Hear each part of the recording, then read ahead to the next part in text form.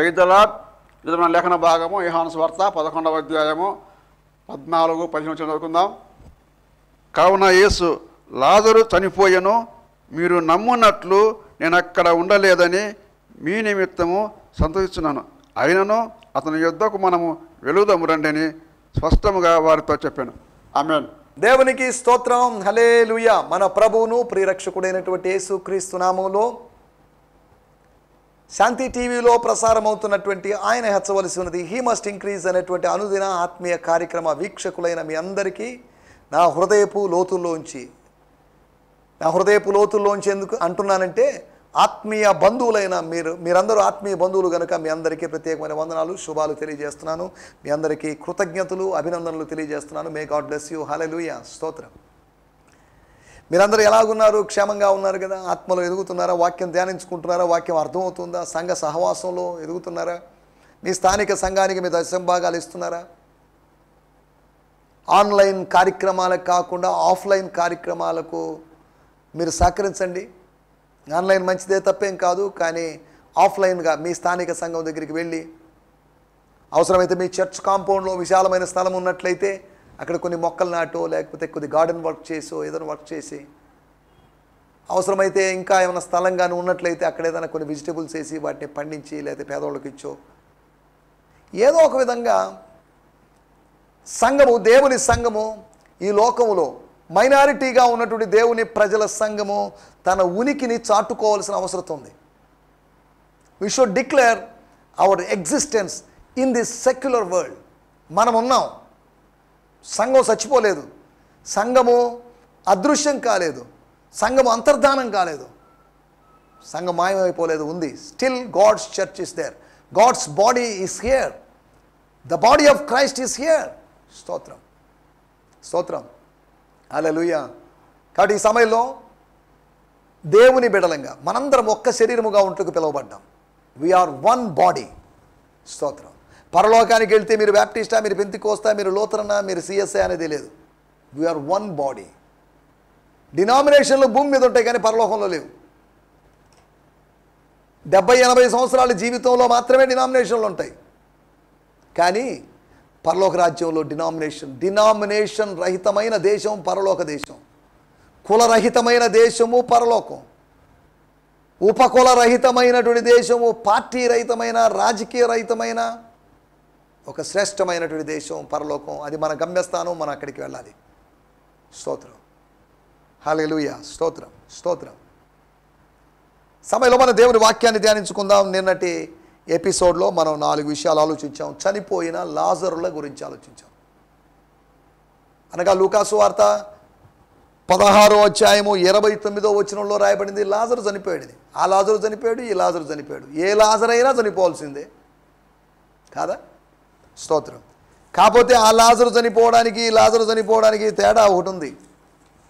ఆ తేడా ఏంటి అంటే, లూకాసు వార్త 16వ అధ్యాయము 22వ వచనం, ఆ దరిద్రుడు అనగా లాజరు, ఆ దరిద్రుడు అంటే లాజర్ అని మీరు ఎలా చెప్తున్నారు?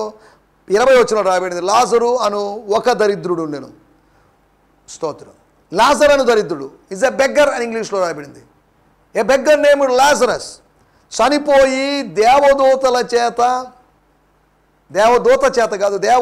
చేత అబ్రహాము రొమ్మున ఆనుకొనుటకు కొనిపోబడెను. స్తోత్రం. ధనవంతుడు కూడా చనిపోయి పాతిపెట్టబడిన. అనగా దరిద్రుడు ముందుగా చనిపోయాడు, లాజరు ముందుగా చనిపోయాడు. తనకున్నటువంటి ఆరోగ్యము, బలము, వైద్యపరమైనటువంటి జాగ్రత్తలను బట్టి కాస్త పొడిగించబడి, తన ఆయుష్ పొడిగించబడి కొన్ని రోజులు బతికి సర్వం చచ్చిపోయాడు. ఏదో చచ్చిపోయాడు, చావాల్సిందే. ఆరోగ్యం ఉన్నా లేకపోయినా, మందులున్నా లేకపోయినా మనిషి చనిపోవాల్సిందే. మానవులందరూ ఒక్కసారి చనిపోవాలని దేవుడు నియమించిందే. అబ్రహాము రొమ్మున ఆనుకోనుటకు వెళ్ళాడు. స్తోత్రం. అబ్రహామ్స్ భుజం అని కాదు, గ్రీక్లో రాయబడింది కోల్పో అన్నారు. కోల్పో అంటే దాని అర్థం అబ్రహాము యొక్క రొమ్మున అని కాదు, అబ్రహాము యొక్క పక్కన ఆనుకొనుటకు. స్తోత్రం. హల్లెలూయా. ఇప్పుడు దాంట్లోకి వాటి వివరాల్లోకి వెళ్ళలేదు. కానీ ఈ లాజరు చనిపోయినప్పుడు ఉపమానములోని లాజరు కావచ్చు, లేకపోతే నిజంగా ఉన్నట్టు లాజరు కావచ్చు, ఈ లాజరు చనిపోయినప్పుడు కొనిపోబడ్డాడు. స్తోత్రం. హల్లెలూయా. నేను చదువుతున్నాను ఆ మాటలు కూడా. లూకా సువార్త 16వ అధ్యాయము. స్తోత్రం స్తోత్రం. రక్తం చేయం, యేసు రక్తమే చేయం. హల్లెలూయా స్తోత్రం. లూకా సువార్త 16వ అధ్యాయము 22వ వచనం. And it happened that the beggar died and that he was carried away by the angels into Abraham's embrace. Abraham రొమ్మునని కాదు, అబ్రహాము యొక్క కౌగిలిలో ఉండడానికి అని రాయబడింది. అబ్రహాము యొక్క పక్కకు అని రాయబడింది మూల భాషలో. అబ్రహాము యొక్క ఎంబ్రేస్ అనగా ఎంబ్రేసింగ్, హగ్గింగ్, ఎంబ్రేసింగ్, అవి రెండు పర్యాయ పదాలు. స్తోత్రం. నేను చదువుతున్నాను లూకా సువార్త 16వ అధ్యాయము. స్తోత్రం స్తోత్రం. హల్లెలూయా స్తోత్రం. మనకిలా వేరు తర్జుమాలు అనుగ్రహించబడ్డాయి. అందును బట్టి నేను దేవుని నామాన్ని స్తుతిస్తున్నాను. మొదటి శతాబ్దంలో ఇన్ని తర్జుమాలు, ఇన్ని వర్షన్స్ లేవు, ఇన్ని లాంగ్వేజ్లో లేవు. స్తోత్రం. 16వ అధ్యాయము 20. One day poor Lazarus died and the angels of God, దేవుని దూతలు came and escorted his spirit into Paradise. స్తోత్రం. ఈ తర్జుమాలో అబ్రహాము రూమ్ అనే మాట లేదు. వన్ డే, ఒకరోజు ఈ పేదవాడైన లాజరు చనిపోయారు. And the angels of God, దేవుని దూతలు వచ్చారు, వచ్చి అతని ఆత్మను పదిలముగా పరదేశుకు తీసుకుని పోయారు అని రాయబడింది. కింద నోట్స్ ఇచ్చారు. The Greek text is literally Abraham's bosom, Abraham రూము అని రాయబడింది, which is a metaphor for paradise. అనగా పరదైసు అనేదానికి అలంకార రూపంగా చెప్పిన మాట అబ్రహాం రూమ్ అని. ఖచ్చితమైన అబ్రహాం అని కాదు. సరే, ఏదేమైనప్పటికీ దేవునికి స్తోత్రం. హల్లెలూయా. ఎందుకు చెప్తున్నానంటే, ఈ యోహాను సువార్త 11వ అధ్యాయములోని లాజరు చనిపోయినప్పుడు భూస్థాపన ఘనంగా జరిగింది. ధనవంతునికి జరిగినంతగా లూకా సువార్త 16వ అధ్యాయంలో జరగకపోవచ్చు, కానీ ఘనంగా జరిగింది. దేవదూతల చేత కొనిపోయి అబ్రహాము రొమ్మున ఇవన్నీ ప్రస్తావించబడలేదు. అతని he was dead, simply dead. చనిపోయాడు, పాతి పెట్టబడ్డాడు. దేవుని స్తోత్రం. హల్లెలూయా. ఇక్కడ రాయబడిన మాటలు. స్తోత్రం స్తోత్రం. హల్లెలూయా. ఇలాగా అవిశ్వాసంతోనూ, అసత్యముతోనూ, అపార్థముతోనూ చనిపోయినటువంటి లాజర్ల గురించినటువంటి స్టోరీ మనం గత ఎపిసోడ్లో, నిన్నటి ఎపిసోడ్లో మనం చూసాం. మన సమయం అయిపోతుంది కనుక ఈ నిన్నటి రోజు లేకపోతే ముందు రోజు ఎపిసోడ్లో చెప్పినట్టు విషయాలు ఎందుకు చెప్తున్నానంటే, పార్ట్ 2, పార్ట్ 3, పార్ట్ 4 లాగా మనం సీరియల్గా చెప్పుకోపోయినప్పటికీ జస్ట్ అవి కొద్దిగా గుర్తు చేద్దామని. ఎందుకంటే కనెక్ట్గా ఒకే చాప్టర్ నుంచి మనం స్టడీ చేస్తూ వస్తున్నాం కాబట్టి మళ్ళీ దీంట్లో ఏమన్నా నిన్నటి విషయాలు ఏమన్నా ప్రస్తావన చేసేటువంటి అవకాశం ఉంటుందేమో అనే ఉద్దేశంతో అలా చేస్తున్నాను. సరే, దేవునికి స్తోత్రం. హల్లెలూయా. లాజరు చనిపోయాడు, లాజర్లు చనిపోయారు, మనుషులందరూ చనిపోతున్నారు, కానీ ఒకరోజు తిరిగి లేస్తారు. మరణం ఎంత వాస్తవమో పునరుత్థానం కూడా అంతే వాస్తవం. స్తోత్రం. హల్లెలూయా. పునరుత్థానం ఎంత వాస్తవమో పరలోకపు జీవితం కూడా అంతే వాస్తవం. దేవుని స్తోత్రం. హల్లెలూయా హల్లెలూయా. కాబట్టి ఈ సమయంలో దేవుని బిడ్డలారా, మనం ఆలోచించిన మాటలు చనిపోయినటువంటి లాజర్ల గురించి యోహాను సువార్త 11, 14, 15. యోహాను సువార్త 11వ అధ్యాయంలో ఒకే ఒక లాజరు ఉన్నాడండి. 2 లాజర్లో 3 లాజర్లు లేరు. కానీ వాళ్ళని మనం లాజర్లాగా పోల్చుకొని శిష్యులను లాజర్లు అనుకున్నాం, తర్వాత తోమాను లాజర్ అనుకున్నాం, మార్తను లాజర్ అనుకున్నాం. స్తోత్రం. లాజర్ కాదు వాళ్ళు, మార్తే, తోమానే, శిష్యులే, కానీ వాళ్ళని మనం అలా పోల్చుకున్నాము. స్తోత్రం. హల్లెలూయా హల్లెలూయా. స్తోత్రం.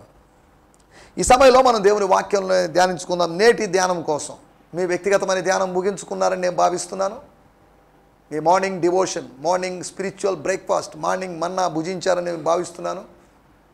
రండి, ఇప్పుడు మనందరం కలిసి బైబిల్ స్టడీ లేకపోతే దేవుని వాక్య ధ్యానం చేసుకుందాం, లేకపోతే వాక్య విభజనలోకి, సత్యవాక్య విభజన కార్యక్రమంలోకి మనం వస్తున్నాం.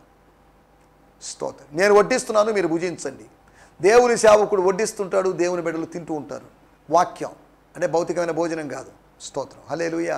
భౌతికమైన భోజనాన్ని వడ్డించి పెట్టి సమస్యలు తెచ్చుకున్నారు అపోస్తల కార్యములు 6వ అధ్యాయంలో.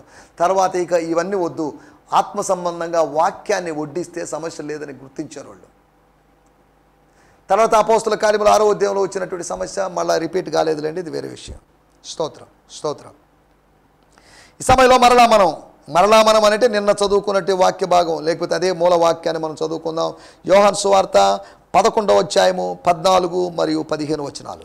కావున యేసు లాజరు చనిపోయాను, మీరు నమ్మునట్లు శిష్యులారా మీరు నమ్మాలి. నేను అక్కడ ఉండలేదని, నేను అక్కడ ఉండలేదు అంటే నేను అక్కడికి వెళ్ళలేదు, నేను మీతో కూడా వెళ్ళలేదు, మీతో కూడా లేకపోతే వెళ్దాం రండి అని చెప్పేసి వాయిదా వేసుకోలేదు, వెళ్ళలేదు, కావాలని వెళ్ళలేదు. Wantedly I didn't go there. మీ నిమిత్తము సంతోషిస్తున్నాను, మీ నిమిత్తం సంతోషిస్తున్నాను. అయినను నా యొద్దకు మీరేదో చేశారని, దెయ్యాలను వెళ్ళగొట్టారనో, రోగాలు బాగు చేశారని కాదు, మీ నిమిత్తం నేను సంతోషించేది. అతని యొద్దకు మనం వెళుదాం రండని స్పష్టంగా వారితో చెప్పాను. మీ విశ్వాసము పెరగబోతుంది. మీ అవిశ్వాసపు స్థాయిలోంచి అధికపు విశ్వాసపు స్థాయిలోకి వచ్చేంత విధంగా దేవుని కార్యం జరగబోతుంది. స్తోత్రం, హల్లెలూయా. మన టైటిల్ స్పష్టతకు కర్త అంటే ఏంటి? క్లారిటీ. స్పష్టత అంటే క్లియర్గా చెప్పడం, క్లియర్గా ఉండడం. స్పష్టతకు కర్త, ద ఆథర్ ఆఫ్ క్లారిటీ. ఎవరి ఆథరు? ఎవరి రచయిత? లేకపోతే ఎవరి సృష్టికర్త? అనగా స్పష్టతకు సృష్టికర్త ఎవరు? స్పష్టత కలిగించేది ఎవరు? స్పష్టత పుట్టించేది ఎవరు? స్పష్టత పుట్టించేది దేవుడు, అస్పష్టత పుట్టించేది అపవాది. కన్ఫ్యూజన్ కలుగు చేసేది అపవాది, క్లారిటీ ఇచ్చేది దేవుడు. పరిశుద్ధుల సంఘములన్నిట్లో ఆయన అల్లరికి కర్త కాడు. దేవుడు అల్లరికి కర్త కాడు. యేసుక్రీస్తు అల్లరికి కర్త కాడు. పరిశుద్ధాత్ముడు అల్లరికి కర్త కాడు. అల్లరికి కర్త కాడు అంటే దాని అర్థం ఏంటి? అయోమయము. God is not author of confusion.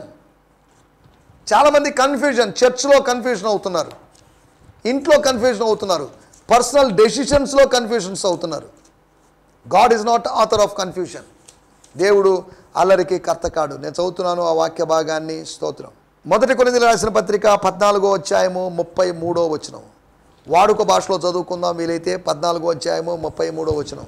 స్తోత్రం, హల్లెలూయా. స్తోత్రం, స్తోత్రం. For God is God of harmony, not confusion. స్తోత్రం. కన్ఫ్యూజన్ అనే దగ్గర ఫుట్ నోట్లో అడుగునిచ్చున్నారు టీపీటీలో. Instability. For God is the God of harmony, లేకపోతే యూనిటీ, హార్మోనీ.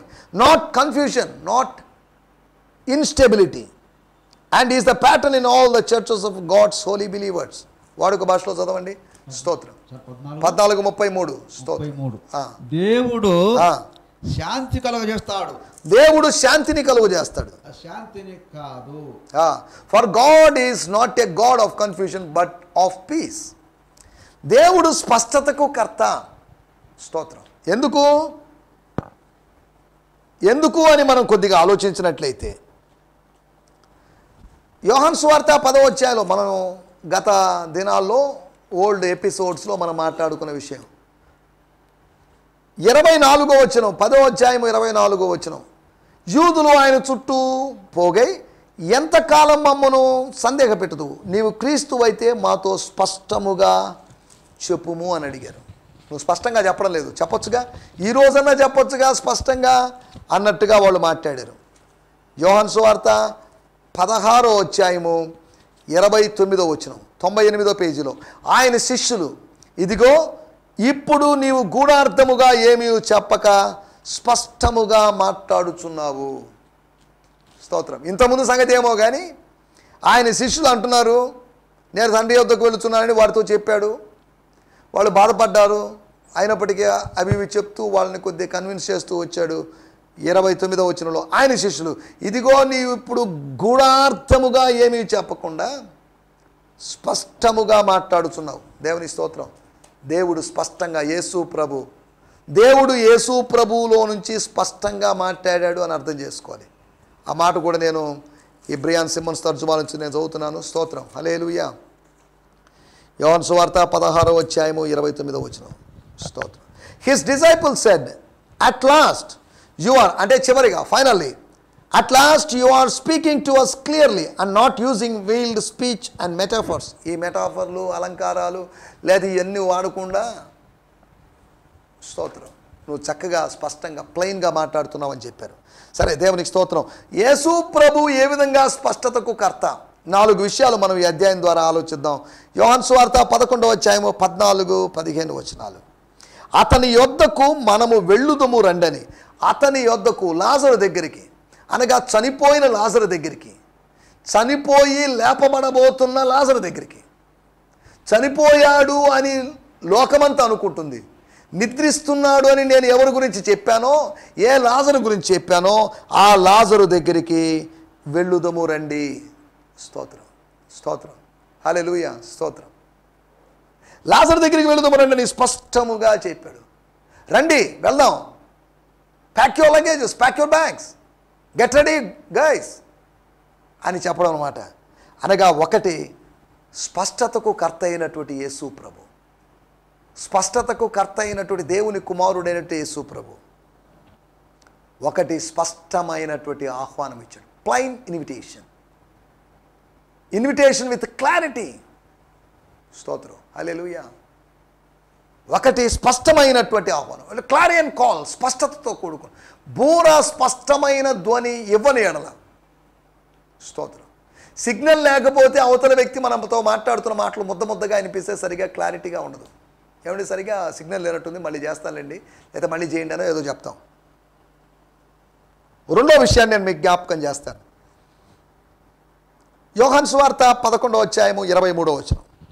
యేసు నీ సహోదరుడు మరలా లేచునని ఆమెతో చెప్పగా, యేసు చెప్తున్నట్టు మాట, మార్తమ్మతో చెప్తున్నట్టు మాట, దేవుడు నువ్వేం అడిగినా కానీ, నువ్వేం ప్రార్థన చేసినా కానీ దేవుడు ఇస్తాడు నమ్మకం ఉంది. ఎందుకంటే నువ్వు ప్రార్థన చేసి అనేక మంది రోగులు బాగు చేసావు, ఇవన్నీ చేసావు, రాత్రి అంతా ప్రార్థనలో గడుపుతున్నావు. మా ఇంటికి వచ్చినప్పుడు నువ్వు రాత్రి అంతా ప్రార్థనలో గడిపేవాడివి. శిష్యులందరూ గురకలు పెట్టి నిద్రపోతున్నప్పుడు నువ్వు మాత్రం ప్రార్థనలో ఉండేవాడి. నీ ప్రార్థనా జీవితం నాకు తెలుసు. I know your spiritual life, you are a prayerful man, you are full of prayer అని అన్నట్టుగా, పొగిడినట్లుగా, అభినందించినట్లుగా, అప్రిషియేట్ చేసినట్టుగా మనం అర్థం చేసుకోగలం. అమ్మా, ఇవన్నీ కాదు కానీ నేను ప్రార్థన చేసేవాడినా కాదా అనేది పక్కన పెట్టు. నీ సహోదరుడు మరలా లేచును.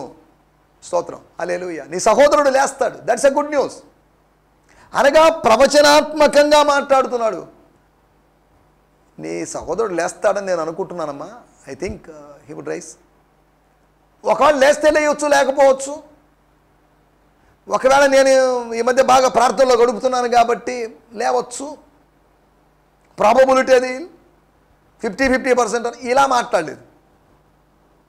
ఖచ్చితంగా లేస్తాడు. స్తోత్రం, హల్లెలూయా. నీ సహోదరుడు మరలా లేస్తాడు. స్తోత్రం, హల్లెలూయా. 11వ వచనంలో ఆయన ఈ మాటలు చెప్పిన తర్వాత, మన స్నేహితుడు లాజరు నిద్రించు, అతన్ని మేలుకొల్ప వెలుచున్నానని వారితో చెప్పాను.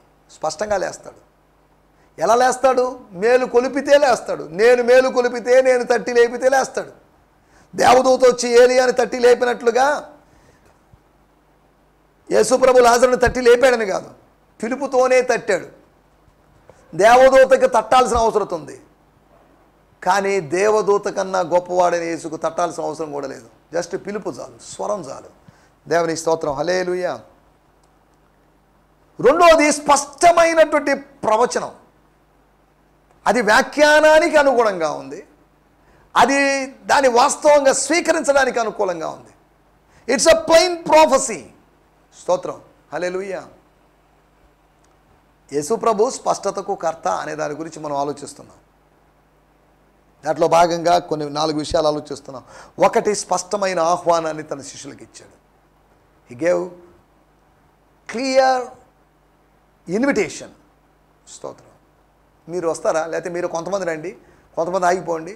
నేను ఏ విధంగా మామూలుగా గెత్సెమనే తోటకి అక్కడికి ప్రార్థనకి తీసుకొని పోతున్న పేతురు, యోహాను, యాకోబు మీరు రండి, మిగతా 9 మంది ఆగిపోండి అని కాదు, స్పష్టంగా చెప్తున్నాను. అందరం వెళ్దాం.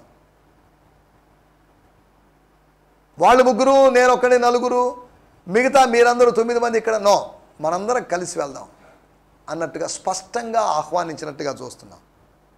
స్తోత్రం, హల్లెలూయా, స్తోత్రం. రెండోది స్పష్టమైనటువంటి ప్రవచనం. ప్రవచనం స్పష్టంగా ఉంది. లేస్తాడు. ఎప్పుడు లేస్తాడు ఏంటి అనేది కాదు, అంత్య దినాన లేస్తాడని పక్కన పెట్టేసి, అంత్య దినమున కాదు, ఈ దినమున లేస్తాడు. స్తోత్రం, హల్లెలూయా. ఆ రోజు ఆమె యొక్క అంత్యదినం, ఆ రోజు ఆమె యొక్క అవిశ్వాసపు అంత్యదినం. స్తోత్రం. అంత్యదినమున లేస్తాడు. దేవుని స్తోత్రం, హల్లెలూయా. యేసు యొక్క బహుశా బేతనీలోని అంత్యదినం అది. అంత్యదినాన లాజరు లేస్తాడు, లేచాడు. దేవుని స్తోత్రం. మూడో విషయాన్ని నేను మీకు జ్ఞాపకం చేస్తాను. యోహాను సువార్త 11వ అధ్యాయము 33వ వచనము మరియు 35వ వచనం. ఆమె ఏడ్చుటయు అనగా మరియా ఏడ్చుటయు అనగా మామూలుగా ఏడవడం కాదు, పాదముల మీద పడి ప్రభువాని ప్రార్థిస్తూ ప్రార్థనాపూర్వకంగా ఏడవడం. ప్రభువా నీవు ఇక్కడ ఉన్నలా నా సహోదరుడు చావుకును అని అనడం. ఆమె అనడంతోనే ఆగిపోలేదు, అని ఏడుపు కొనసాగిస్తున్నది. ప్రార్థన ఆగిందేమో కానీ ఆమె ఏడుపు ఆగలేదు. స్తోత్రం. ఉపవాసం ఆపిందేమో కానీ ఆమె ప్రార్థన ఆపలేదు, లేకపోతే ఉపవాసం అతను ఆపాడేమో కానీ అతని ప్రార్థన ఆపలేదు. ఆమె ఏడ్చుటయు, ఆమెతో కూడా వచ్చిన యూదులు ఏడ్చుటయు. యూదులు అందరూ ఏడ్చారని కాదు, కొందరు ఏడుస్తున్నారు. 5వ రోజు కూడా ఇంకా వేడని దుఃఖం, గుండెల్లో గూడు కట్టుకున్న దుఃఖం వాళ్ళకుంది. యేసు చూసి కలవరపడి ఆత్మలో మూలుగుతూ అతనిని ఎక్కడ ఉంచుతారని అడగగా. స్తోత్రం, స్తోత్రం. తర్వాత రాయబడింది 35వ వచనం. యేసు కన్నీళ్లు విడిచెను. స్తోత్రం, హల్లెలూయా. ఈ వాక్య భాగాలు నేను చదువుతున్నాను. 11వ అధ్యాయము 33వ వచనంలో రాయబడిన మాట. Therefore when Jesus saw her weeping and the Jews who came with her also weeping. ఓదార్చడానికి వచ్చిన వాళ్ళకే ఓదార్పు లేని విధంగా వాళ్ళు ఏడవడం ఆరంభిస్తున్నారు. స్తోత్రం. మీరు ఎందుకు వచ్చారు? ఓదార్చడానికి వచ్చిన వాళ్ళు స్నేహితులు 7 రోజులు మౌనంగా ఉన్నారు. అరే ఎందుకు మీరు మౌనంగా ఉండడం, మౌనవ్రతం పాటించడం? మనం వచ్చింది మౌనంగా ఉండడానికి కాదు కదా, మాట్లాడడానికి కదా, ఆదరించడానికి కదా. మనం ఇలా ఎందుకు ఉన్నామని వాళ్ళు ప్రశ్నించుకోలేకపోయారు. ఇక్కడ గమనించండి, ఓదార్చే వాళ్ళకే లేదా ఆదరించాలనుకుని వచ్చిన వాళ్ళకే ఆదరణ లేదు. అనర్థం జరిగిన వాళ్ళకి ఆదరణ లేదు, అనర్థం జరిగిన వాళ్ళని ఆదరించడానికి వచ్చిన వాళ్ళకి కూడా ఆదరణ లేదు. అది జరిగిన విషయం. స్తోత్రం. ఏమైంది ఫైనల్గా? 33వ వచనంలో. స్తోత్రం. Therefore when Jesus saw her weeping and Jews who came with her also weeping, he groaned in the spirit and was troubled. He groaned, మూలిగాడు, నిట్టూర్పు విడిచాడు, బాధపడ్డాడు. పావురం మూలిగినట్టుగా మూలిగాడు. 35వ వచనం. Jesus wept. యేసు ఏడ్చేశాడు. యేసు ఏడ్చాడు అంటే దాని అర్థం ఏంటి? యేసుకి ఏమైంది? యెరూషలేమును చూచి ఏడ్చాడు యేసు. యెరూషలేమా యెరూషలేమా ప్రవక్తలను చంపేదానా, చాలామంది ప్రవక్తలు చంపేవన్నట్టుగా మాట్లాడాడు, ఏడ్చాడు ఆయన. స్తోత్రం. When Jesus looked at Mary and saw her weeping at his feet and all her friends who were with her grieving, he shuddered with emotion and was deeply moved with tenderness and compassion. 35. Then అప్పుడు tears streamed down Jesus' face. Tears streamed down. యేసు కళ్ళ నుంచి, యేసు కళ్ళు జలాశయాలు అయితే, కన్నీళ్ళ ఓట అయితే, ఆ ఓటలోంచి ముఖం మీదకి స్ట్రీమ్ డౌన్ జీసస్ ఫేస్ అని రాయబడింది. సరే, దేవునికి స్తోత్రం, హల్లెలూయా. దీన్ని బట్టి వాళ్ళు ఏమనుకున్నారు? యేసు కన్నీళ్ళు విడిచాను కాబట్టి యూదులు అతనిని ఎలాగూ ప్రేమించనో చూడుడని చెప్పుకొనిరి. స్తోత్రం. Clear love with clarity. ఈ రోజుల్లో యవనస్తుల మధ్యలో జరుగుతున్న ప్రేమలో క్లారిటీ లేదు, స్పష్టమైన ప్రేమలు కాదు. ఒకటి మనం మాట్లాడుకున్న మాట, యేసు ప్రభు స్పష్టత కర్త. ఒకటి స్పష్టమైన ఆహ్వానం ఇచ్చాడు, రెండోది ఆయన స్పష్టమైన ప్రవచనం చెప్పాడు, మూడోది స్పష్టమైన ప్రేమ చూపించాడు. నాలుగో విషయం నేను చెప్పి ముగించేస్తాను. యోహాను సువార్త 11వ అధ్యాయము 41వ వచనం. యేసు కన్నులు పైకెత్తి, తండ్రి నీవు నా మనవి వినినందున నీకు కృతజ్ఞతలు చెల్లించున్నాను. నువ్వు నా మనవి వినబోతున్నందుకు నువ్వేనా దయచేసి వినాల్సిందే, వినకపోతే ఎలాగా? నేను ప్రార్థన చేయడం నా బాధ్యత, వినడం వినకపోవడం నీ ఇష్టం అని ప్రార్థన చేయి. నీ చిత్తమైతే నా ప్రార్థన విను, నీ చిత్తమైతే నా ప్రార్థన ఆలకించు అని కాదు. స్తోత్రం. క్లారిటీ, ప్రార్థనలో క్లారిటీ. తండ్రి, నా తండ్రి, పరలోకపు తండ్రి, నన్ను పంపిన తండ్రి, నీవు నా మనవి వినినందుకు స్తోత్రం. మనవి ఏం చేశాడో మరి ఎక్కడ రాయబడలేదు. నీవు నా మనవి, మనసులో అనుకున్నది మనవిగా మార్చుకొని తండ్రికి వినిపించాడు, తండ్రి విన్నాడు. మనసులో ఉన్నది కూడా తండ్రి విన్నాడు. నీవు నా మనవి వినందుకు నీ కృతజ్ఞతాస్తులు చెల్లించుతున్నాను. స్తోత్రం. నీవెల్లప్పుడూ నా మనవి వినుచున్నావని నేను ఎరుగుతున్నాను. స్తోత్రం. 4వ విషయం, స్పష్టమైనటువంటి గురి కలిగినటువంటి ప్రార్థన. Clear prayer, prayer with clarity. దేవునికి స్తోత్రం. మన ప్రార్థనలో క్లారిటీ లేదు. వాళ్ళని దీవించు, వీళ్ళని దీవించు అంటున్నాం, ఏంటో మరి. లేకపోతే ఈ ఊరి గ్రామ ప్రజల రక్షణ కొరకు ప్రార్థన చేస్తున్నాం అన్న, ఏదో గుంపులో డాష్ అన్నట్టుగా, గుంపులో ఏదో చెప్పినట్టుగా, గుడ్డెద్దు చేల్లో పడ్డట్టుగా ఉన్నట్టుగా మనం చేస్తున్న ప్రార్థనలు ఉంటాయి. క్లారిటీ లేకపోవడం, క్లారిటీ లోపించడం. So they rolled away the heavy stone. స్తోత్రం, స్తోత్రం. Jesus gazed into heaven and said, father, thank you that you have heard my prayer, for you listen to every word I speak. సరే, దేవునికి స్తోత్రం. హల్లెలూయా. 4 విషయాలు యేసు ప్రభు స్పష్టత కర్త అని చెప్పడానికి చెప్పాను. ఆయన స్పష్టమైన ఆహ్వానం, స్పష్టమైనటువంటి ప్రవచనం, స్పష్టమైన ప్రేమ, స్పష్టమైనటువంటి ప్రార్థన. ప్రార్థన చేసుకుందాం. పరిశుద్ధమైన మా దేవా, మీకు వందనాలు. నీ దగ్గర స్పష్టత ఉందని, మా సమస్యలన్నిటికీ స్పష్టత ఉందని, జవాబు ఉందని, స్పష్టంగా మాట్లాడే దేవుడు అని మేము తెలుసుకున్నాం. స్పష్టమైన ఆహ్వానం ఇచ్చి, స్పష్టమైన ప్రవచనం చెప్పి, స్పష్టమైన ప్రేమను చూపించి, ప్రభువా మీకు వందనం చేస్తున్నాం. స్పష్టమైన ప్రార్థన చేసిన దేవుడు, అందును బట్టి మీకు వందనం చేస్తూ మీకు కలిగిన క్లారిటీ మీరు మాకు అనుగ్రహించమని, కృపతోడుగా ఉంచమని యేసు క్రీస్తు నామములోనే ప్రార్థించగలుగుతున్నాం పరమ తండ్రి. ఆమేన్, ఆమేన్, ఆమేన్. దేవునికి స్తోత్రం. హల్లెలూయా. మీ అందరికీ వందనాలు. ప్రభు మనం దీవించునుగాక. ప్రభు చిత్తమైతే రేపు ఉదయకాలం ఇదే సమయంలో, ఇదే ఛానల్లో, శాంతి టీవీ ఛానల్లో, 51వ ఛానల్లో కలుసుకుందాం. 8 గంటల నుంచి 8:30 వరకు జరిగేటువంటి ప్రసారంలో మీరు పాల్గొనాల్సిందిగా మిమ్మల్ని ప్రేమపూర్వకంగా కోరుతున్నాను. హల్లెలూయా. స్తోత్రం. ఈ సందేశము మీకు ఆశీర్వాదకరంగా ఉందని నమ్ముచున్నాము. ప్రార్థన అవసరతల కొరకు మమ్మల్ని సంప్రదించవలసిన మా చిరునామా గిద్యోన్ మిషన్ చర్చ్, 6వ వీధి, శాంతినగర్, నెల్లూరు 4, ఆంధ్రప్రదేశ్. పిన్ 524004. మా ఫోన్ నంబర్లు 7036443613 మరి ఒక నంబర్ 9392293010. మా ఈమెయిల్ ఐడి gfihmi2015@gmail.com. దేవుడు మిమ్మును ఆశీర్వదించునుగాక. ఆమేన్.